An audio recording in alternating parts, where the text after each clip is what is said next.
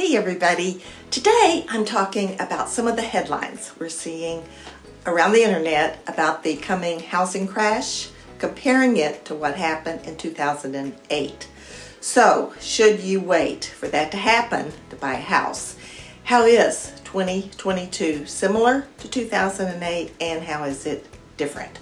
I'm going to get into some research I did, plus talk about my take on all this. So let's get right to it. I'm Jana Classy. This is my husband Paul, and we are realtors with Snyder, Bailey and Associates here in the Eastern Panhandle. Last year, toward the end of the year, there were all kinds of warnings on the internet about the coming housing crash, comparing 2021 to 2008. Well, that didn't happen. Instead, home prices went up. So it was a boom, not a bust. Now we're seeing those same warnings comparing 2022 to 2008. So how are these two time periods similar and how are they different? They are similar in that housing prices are going up.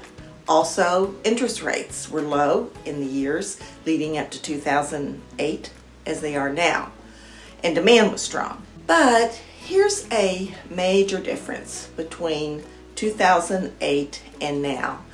In those years of rising prices, 2004, 2005, banks, in an effort to create more mortgages, loosened borrowing standards. So they were making loans that were doomed to fail. ARMs with low interest rates that increased to an amount the borrower could not afford, or making interest-only loans with balloon payments and approving those loans for people with very low credit scores and low qualifying incomes. So these were called subprime mortgages. The main reason banks wanted to create all these mortgages was because there was a strong demand from investors to buy mortgages, and they bought them in bundles. So these mortgage bundles with risky loans were in high demand. Good deal for banks, right? Sell those risky mortgages to investors. And then when borrowers could no longer afford the balloon payments, they defaulted. And a bunch of investors lost a lot of money and the whole thing came crashing down. Fast forward to 2022. Regulations are in place now so that those predatory lending practices are no longer allowed.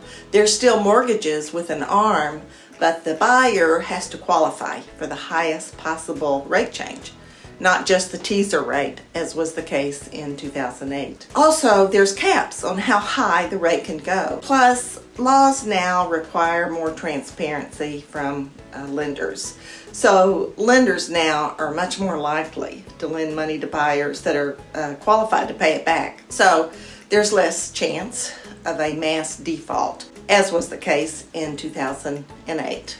Most of the predictions from sites like Zillow, Redfin are that prices will keep going up, but towards the end of 2022, not at such a furious pace. Here's a chart on the Zillow website. It shows the very high price growth in 2021 and through the beginning of 2022 with even higher increases. But around July, they predict that growth will slow down.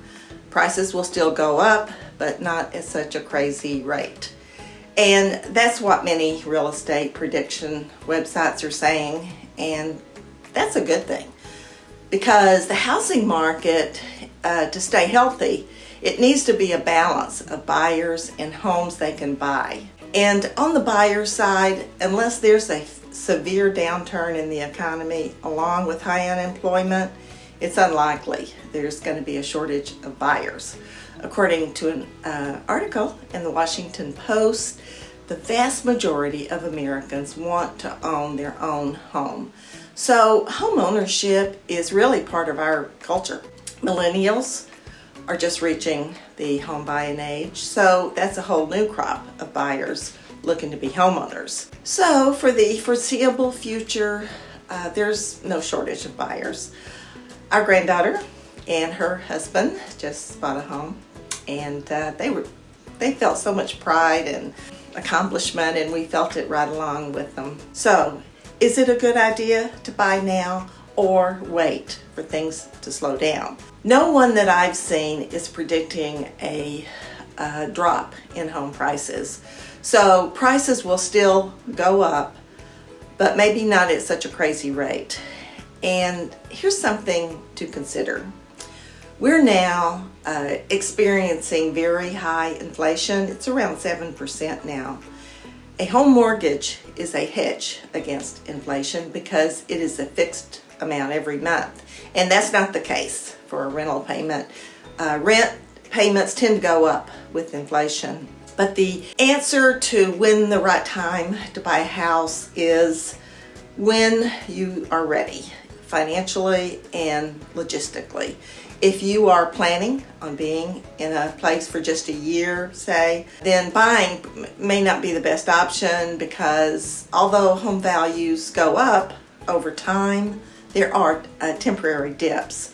So for the short term, renting in that case may be the best option. So wrapping it up, a 2022 housing crash is very unlikely. Prices will be going up, not down, and competition will remain high. This is not 2008. And if you are home shopping, you know how important it is to see property as soon as it goes active. And the best way to do that is to get automated alerts from the MLS of homes that are listed as coming soon, and also an email when they go active. And here's a link to a service. It's on our website that will give you those listings. It's on our website, meetmeinthepanhandle.com/coming soon. And if you'd like to learn more about this area, what it's like to live here, local vibe, there's several videos on our YouTube channel.